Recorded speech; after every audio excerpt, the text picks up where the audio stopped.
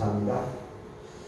오늘 말씀은 이사야서 40장 1절로 11절, 빌립보서 4장 4절로 7절, 누가복음 1장 57절로 66절까지 말씀을 살펴보도록 하겠습니다. 이사야서 40장입니다. 너희의 하나님이 이르시되 너희는 위로하라. 내 백성을 위로하라. 너희는 예루살렘의 마음에 한탄을 하라며 그에게 외치라. 그 노역의 때가 끝나고 그 죄악이 사함을 하나니라. 그의 모든 죄로 말미암아 여호와의 손에서 벌을 행하느니라 할지니라 하시니라. 외치는 자의 소리여 이르되 너희는 광야에서 여호와의 길을 예비하라. 사막에서 우리 하나님의 대로를 평탄하게 하라. 골짜기마다 도두어지며 산마다 언덕마다 옳지 아니한 곳이 평탄하게 되며 험한 곳이 평지가 될 것이요. 여호와의 영광이 나타나고 모든 육체가 그것을 함께 보리라. 이는 여호와의 입이 말씀하셨느니라. 말하는 자에게 소리여 이르되 외치라. 대답하되 내가 무엇이라 외치리하니 이르되 모든 죄는 풀이요 그의 모든 아름다움은 들의 꽃과 같으니 푸른 마르고 꽃이 시듬은 여호와의 기운이 그 위에 부음이라. 이 백성은 실로 풀이로다. 푸른 마르고 꽃은 지나 우리 하나님의 말씀은 영원히 살아라 하라. 아름다운 소식을 시온에 전하는 자여 너는 높은 산에 오르라. 아름다운 소식을 예루살렘에 전하는 자여 너는 힘써서 소리를 높이라. 두려워하지 말고 소리를 높여서 유다의 성읍들에게 이르기를 너희의 하나님을 보라 하라. 보라 주 여호와께서 장차 강한 자로 임하실 것이요 신이 그의 발로 다스릴 것이라. 보라 상이 그에게 있고 복이 그의 앞에 있으며 그런 목자가 지양떼를 먹이시며 어린 양을 그 팔로 모아 품에 안으시며 젖먹이는 암컷들을 온순히 인도하시리로다. 아멘. 아멘. 빌립보서입니다. 주 안에서 항상 기뻐하라. 내가 다시 말하노니 기뻐하라. 너희 간용을 모든 사람에게 알게 하라. 주께서 가까우시니라. 아무것도 염려하지 말고 다만 모든 일에 기도와 간구로 너희 구할 것을 감사함으로 하나님께 아뢰라. 그리하면 모든 지각에 뛰어난 하나님의 평강이 그리스도 예수 안에서 너희 마음과 생각을 지키시리라. 아멘. 누가복음입니다. 엘리사벳이 해산할 기한이 차서 아들을 낳으니 이웃과 친족이 주께서 그를 크게 긍휼히 여기심을 듣고 함께 즐거워하더라. 8일이 되매 아이를 할례하러 와서 그 아버지의 이름을 따라서 사가랴라 하고자 하더니 어머니가 대답하여 이르되 아니라 요한이라 할 것이라. 그들이 이르되 너의 친족 중에 이 이름으로 이름한 이가 없다 하고 그의 아버지께 뭉칫하여 무엇으로 이름을 지으려 하는가 묻니 그가 석판을 달라 하여서 그 이름을 요한이라 쓰매 다 놀랍게 여기더라. 이에 그 입이 곧 열리고 혀가 풀리며 말을 하여 하나님을 찬송하니 그 근처에 사는 자가 다 두려워하고 이 모든 말이 온 유대 산골에 두루 퍼지매 듣는 사람이 다 그 말을 마음에 두며 이르되 이 아이가 장차 어찌 될 까 하니 그의 주의 손이 그와 함께 하시니라. 아멘. 아멘. 오늘 이 이사야서 빌립보서 누가복음 본문으로 이 아이가 장차 어찌 될까, 이 아이가 장차 어찌 될까 이런 제목으로 말씀을 생각해 보도록 하겠습니다. 오늘 대림절 네 번째 마지막 주일입니다. 그리고 팥죽을 먹는 동지날 둘째 날이기도 합니다. 오늘 예배 참석하신 여러분들에게 하나님의 은혜와 함께하기를 바라겠습니다. 교회가 새롭게 반장되어서 참 감사합니다. 12월 10일부터 20일까지 11일 거였습니다. 안전옥 지사님 돌아가시고 유가족들이 이렇게 하는 분이 기회가 되어가지고 이렇게 아름다운 변화가 이루어져서 참 감사합니다. 무엇보다도 나정호 신영 집사님 두 분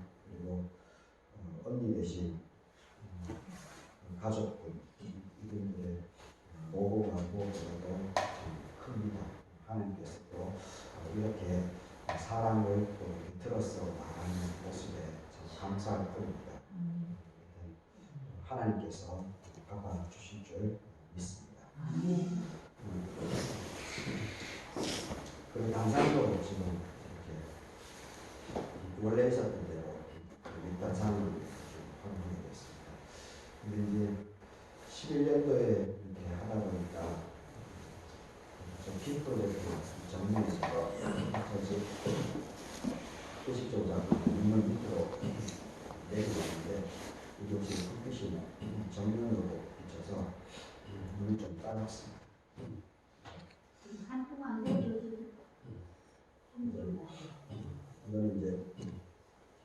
이거는 제가 이제 필거에 보면 지금 이리저리 수송을 좀 하고 있습니다. 위치는 갖고 바꿀 생각입니다. 아마 내년 10년 초에는 아마 변경 위치로 이제 바꿀 수 있게 될 것 같습니다. 그렇게 되게 되면 아마 이 스크린 예배드릴 때 좀 늘 아쉬웠던 것은 이게 스크린이 좀 없고 지금 또 더군다나 지금 두 분이 수고를 해주셔가지고 저도 잊어먹고 있었는데 저 십자가에 원래 전기 선축이 있었습니다. 전기 선축이 원래 있었었는데 그게 이제 11년도에 모델링하는 과정 속에서 이게 관리가 안 되고 해가지고 좀 지저분해서 선을 다 없애버렸습니다. 근데 두 분이 어떻게 그걸 보셨더라고요. 보셔서 그걸 살려놨습니다. 아주 지금 깔끔하게 했는데 그래서 이 스크린이 없이 예배를 저 뒤에 이제 십자가를 정면으로 잘 보이게 되면 아마 더 예배 드리는데 은혜가 되지 않을까 그런 생각도 해봅니다. 마지막 빈 프로젝트를 위해서도 여러분들 같이 기도해 주시면 감사하겠습니다.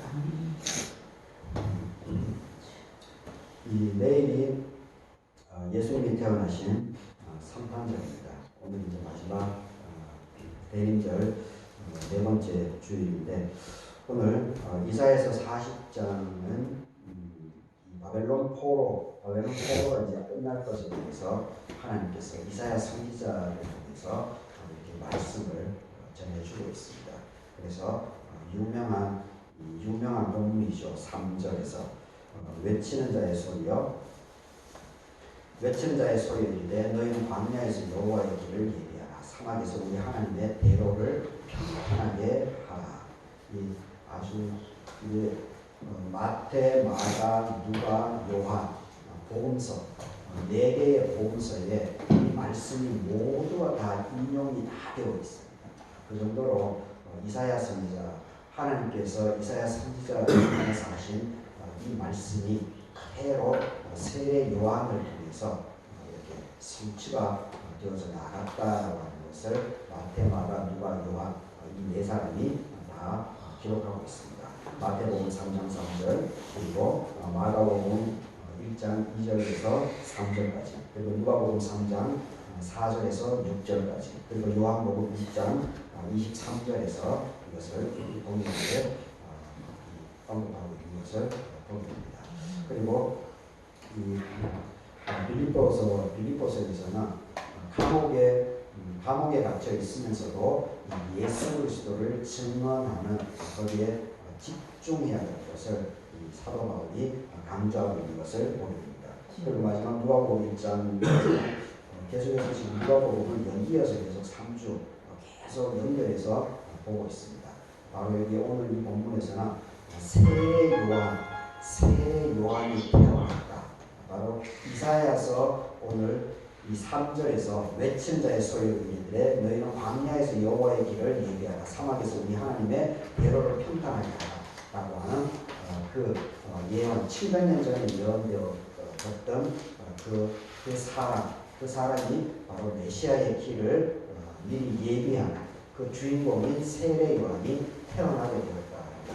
그리고 세례 요한이 태어난 이후에 그 사가랴 집안 중심으로 세례 요한의 집안 중심으로 해서 그 이후 친족간의 그 변화, 기이한 현상을 놀랍게 여기기도 하고 의아해하기도 하는 그런 이렇게 해프닝이 벌어지는 그 장면을 우리들에게 알려주고 있습니다.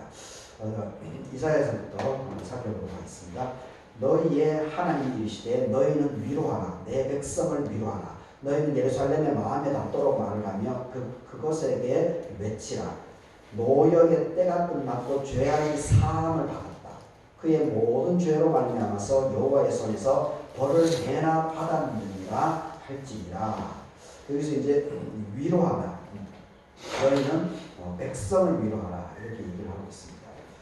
바벨론 포로기 70년의 그 생활이라고 하는 것이 얼마나 고달팠겠습니까? 우리도 일제 36년 그리고 뭐 고려 40년 몽고 치련에 있었지만 그건 이제 고려 시절이기 때문에 우리가 피부에 와닿게끔 아직 남아있지는 않습니다. 그런데 일제 36년에 대한 부분은 여전히 지금 우리의 현실을 옥죄고 있는 그런 현실이지 않습니까? 제가 전에도 얘기했듯이 사실 지금 이 검찰공화국의 이 횡포라고 하는 것은 1913년입니다. 1913년부터 시작이 됩니다.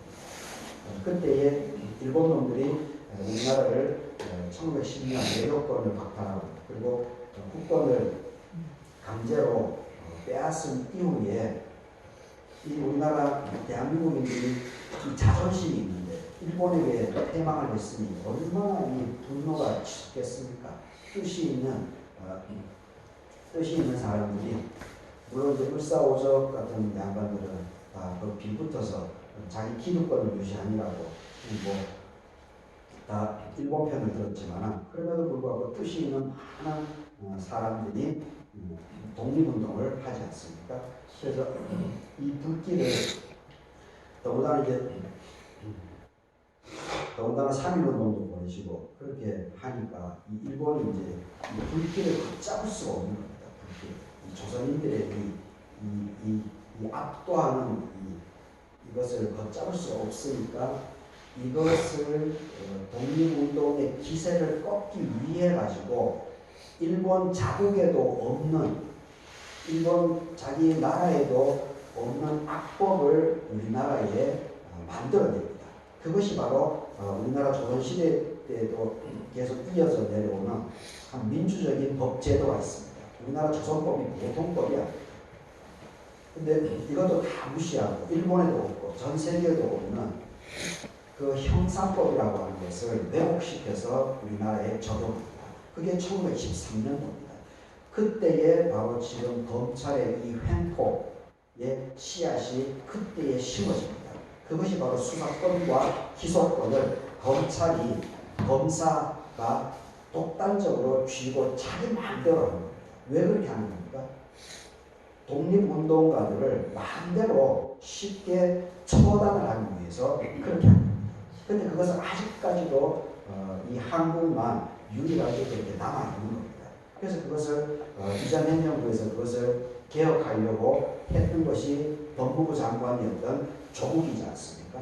그렇게 했더니만 그 당시 검찰총장이었던 윤석열이가 쑥대밭을 조국 일가족을 완전히 쑥대밭을 지금 만들어 놓고 있지 않습니까? 근데 대법원 판결에 의해서 지금 정경심 교수도 풀려났고 그리고 그 딸도 이 고등학교 이후에 대학 그리고 의과대학 이 합격 자격증 대학 이후에 그 딸의 인생은 다 없어졌습니다. 20년 인생. 그럼에도 불구하고 그 딸이 조민 양이 참 꿋꿋하게 참 열심히 잘 살아오고 있는 것을 보면 참 감사한 그런 마음이 있죠. 하여튼 일제 식민지 36년의 그 아픔들이 지금까지 우리 현실을 옥죄고 있습니다. 그런데 이 바벨론 70년의 그 포로 생활이라고 하는 것이 얼마나 이스라엘 백성들에게 큰 영향력을 미쳤겠습니까?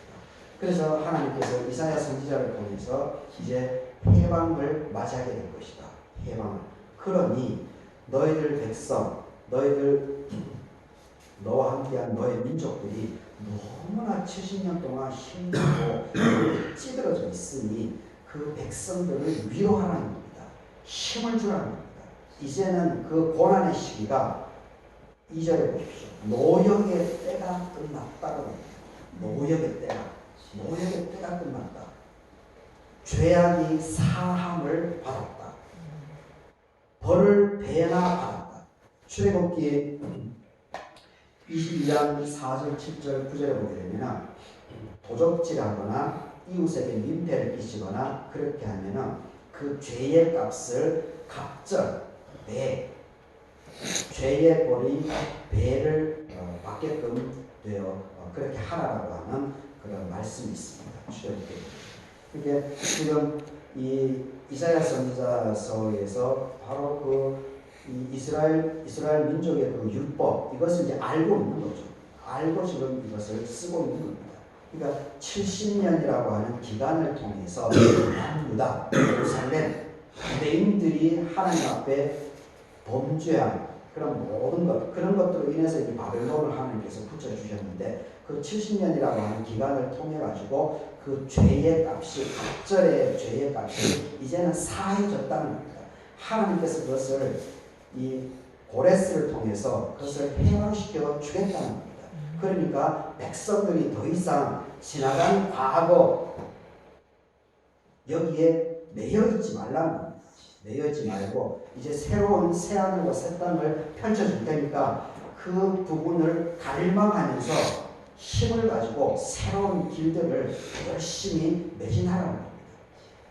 그것이 바로 이 위로하라, 백성을 위로하라 라고 하는 하나님께서 이사야를 통해서 말씀해 주신 겁니다.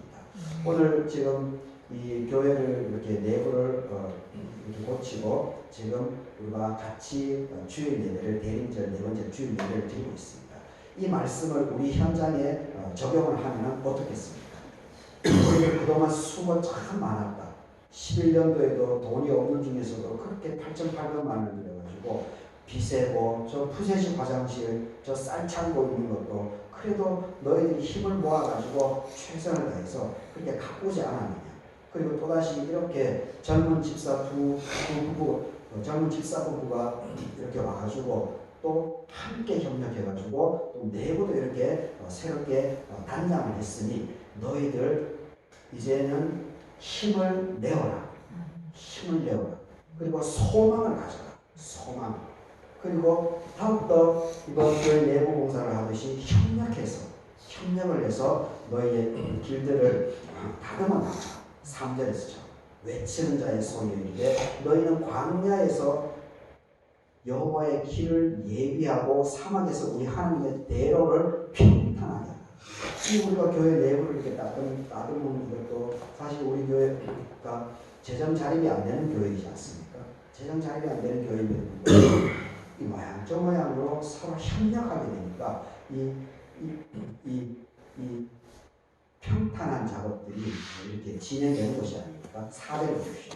골짜기마다 도두어지며 산마다 언덕마다 낮아지며 고르지 아니한 곳이 평탄하게 되고 험한 곳이 평지가 될 것이다.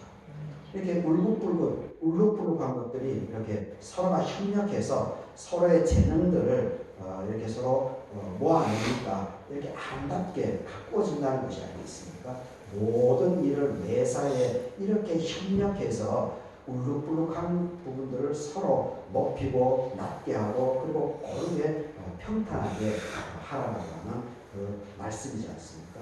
오늘 우리 교회 현장에서도 그대로 적용되는 참 감사한 메시지입니다. 그래서 어떻게 해서든지 서로가 서로의 자기 잘난 부분을 자랑하고 교만으로 가게 되면 그 공동체가 마음이 흩어져 버립니다. 그런데 나의 재능, 하나님께서 나에게 주신 이 달란트를 교만하지 않고 이렇게 섬기는 모습으로 그리고 서로가 이렇게 협력해 나가는 모습으로 그리고 서로 아우러내는 모습으로 이것이 드러나게 될 때 이렇게 아름다운 모습으로 변화되고 성장해 나가고 성숙되어져 나간다는 것을 우리가 다시 한번 잘 새길 수 있으면 감사하겠습니다. 하나님의 역사는 계속해서 일어납니다. 하나님의 역사. 그런데 그 하나님의 역사가 일어남에 있어서 하나님은 반드시 사람을 통해서 역사하게 되어 있습니다. 사람을 통해서 역사하게. 그런데 하나님께서 선택하는 역사를 이끌어 나가는 그 사람은 누구입니까? 바로 오늘 본문에 나오는 세례 요한과 같이 하나님의 뜻에 합한 삶을 살아가는, 의지적으로 선택해 나가는 그 사람을 들어서 하나님께서는 사용해 나가십니다.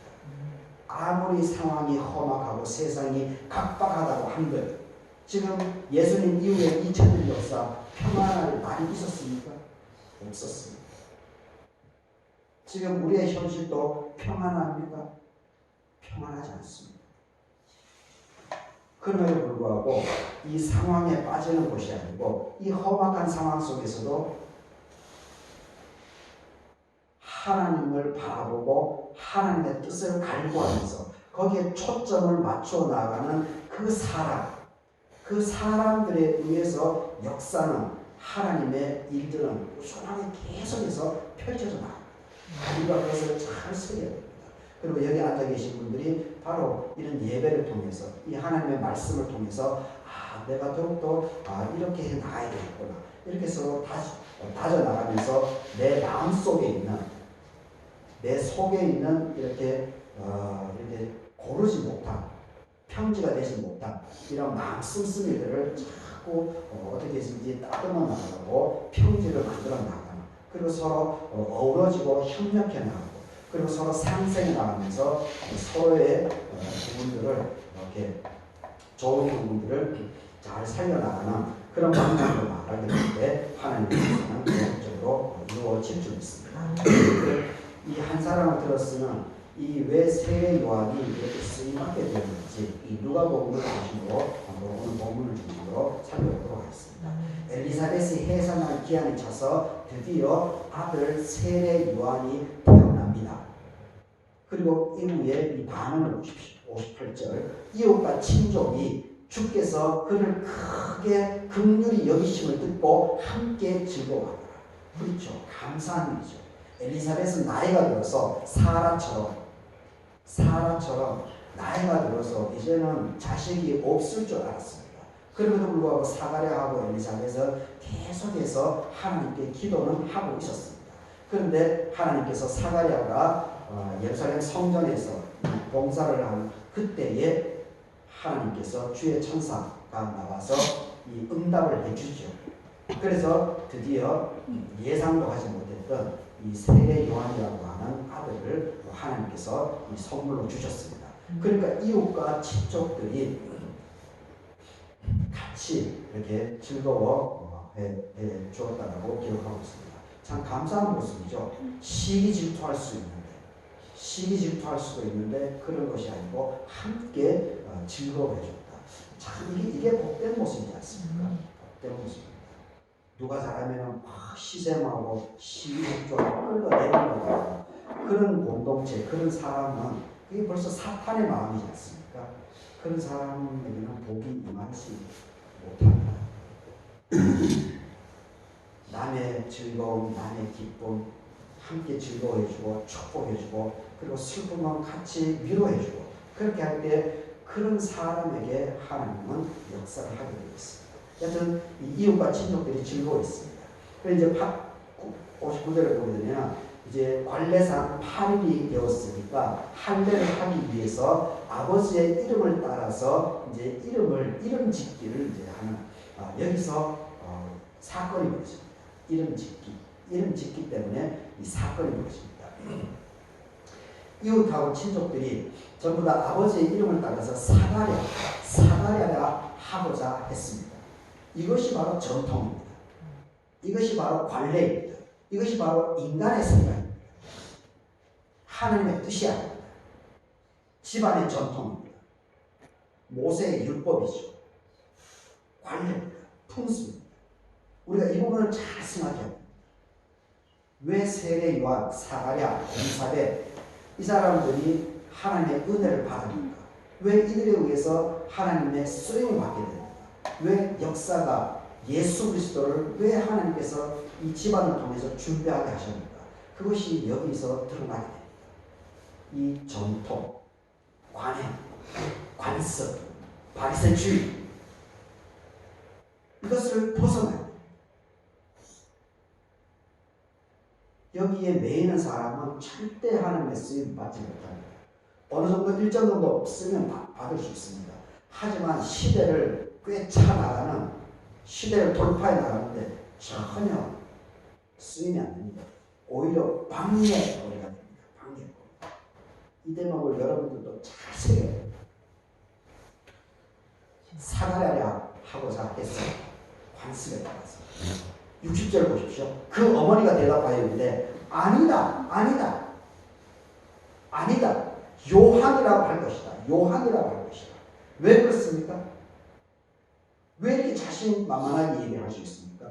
집안에 전통이 있는데, 집안에 문화가 있는데, 우리 갈릴교회 나름대로 95년의 흐름이 있는데 이걸 따르지 않습니다. 왜 그렇습니까? 요한이라고 왜 주장합니까? 하나님께서 보여주신 거죠. 남편을 통해서. 성전에 들어가서 봉사할 그때 분명히 하나님께서 메시지를 던져준 겁니다. 그래서 남편은 말을 아직도 못하고 있지만, 그런데 글은 쓸 줄 아니까 분명히 자기 부인에게 글을 써가지고 알려줬겠죠. 분명히 하나님께서 나에게 이런 얘기를 해주셨으니까 아들을 낳을 것인데 사가랴를 하지 말고 집안의 전통 따르지 말고 유대 전통 따르지 말고 원래의 사람들 생각에 따르지 말고 사가랴를 하지 말고 그 인간적인 생각을 버리고 요한이라고 하나님께서 분명히 가브리엘 천사를 통해서 알려주신 겁니다. 그러니까 엘리사벳이 이렇게 당당하게 집안에 그 어르신들이 있는데, 물론 이제 엘리사벳도 나이가 많으니까 어른이죠. 그렇다고 해가지고 그 집안의 어른이라고 해가지고 그 집안의 문화를, 그 마을의 전통을, 그 교회의 풍습을 함부로 훼손할 수 있습니까? 없습니다. 그 전통은 쉽게 못합니다. 그런데 그것은 왜 돌파해 나갑니까? 하나님의 음성을 들은 것. 이게 중요한 거예요. 우리가 교회 공동체 이름으로 모였지만 참 우리 한 사람 여러분들 스스로 잘 생각해야 돼요. 내가 하는 말이 정말 하나님의 뜻에 합한 것인가? 아니면 내 생각, 평소에 내 관습, 내 관행, 내가 해왔던 대로 그냥 얘기하는 것인가? 이거 참 쉽지 않습니다. 이 구분해내는 거 정말 쉽지 않습니다. 자칫 잘못하면 나의 그냥 무의식적인 나의 관행대로 한 말이 공동체에 하나님의 역사에 방해가 되는 사탄의 역사를, 사탄의 쓰임받는 일을 할 수 있다라고 하는 것을 반드시 새기십시오. 아주 중요한 겁니다. 그래서 말을 할 때, 한마디를 할 때 신중하게 더 거듭거듭 생각하면서 꼭 한마디를 내뱉을 수 있기를 바라겠습니다. 요한이다. 아니라니까. 아니야. 그 전통이야. 너 생각이야.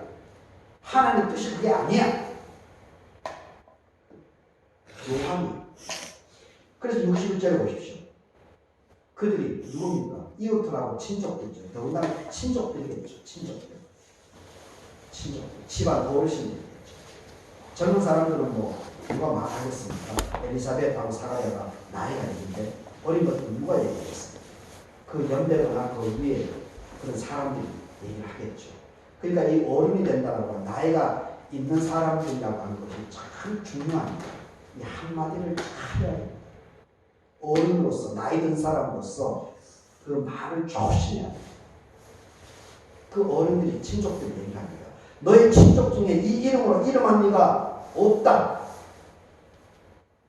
너 왜 사가라고 짓지? 왜 요한이라고 지어? 야, 너가 뭔데? 야, 집안 전통인데 네가 네 따위가 뭘 그렇게 안다고 그렇게 사가라고 지어? 이렇게 얘기합니다. 협박을 하는 거죠. 이게 그냥 61절에 이렇게 적혀있지 이게 보통 심각한 문제가 아닙니다. 단순한 문제가 아닙니다. 자기 생각으로, 자기 관습대로, 지 생각을 관철시키려고 합니다. 하나님의 말씀이 분명히 사가랴를 통해서 분명히 하나님께서 말씀해 주십니다. 이 이름으로 이름한 이가 없어. 근데 너가 왜 그래? 어? 왜 생뚱맞게 요한이라고 그래? 있는 대로 그냥 해. 흐른 대로 그냥 해. 그냥 그렇게 하냐고. 이런 얘기. 딴지를 보는 거죠. 딴지. 근데 이 딴지가 어떻게 되는 겁니까? 하나님을 거룩한 거죠. 하나님을 거룩한 거죠. 아주 무서운 거죠. 62절에 보십시오.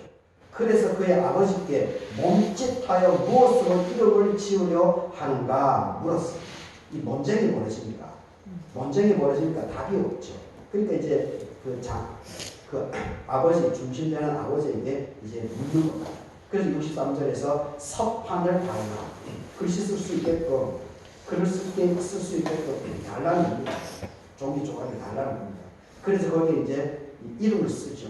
그런데 그 부인 엘리사벳처럼 똑같은 말을 합니다. 요한. 그렇게 쓰니까 모두가 이제 놀랍게 되는 거예요. 모두가 놀랍게. 그래서 그때 보십시오. 집안 친지들의 반대, 그리고 친지들의 관행에 의한 자기 인간적인 생각, 이것을 이제 거부해 나가는 거죠.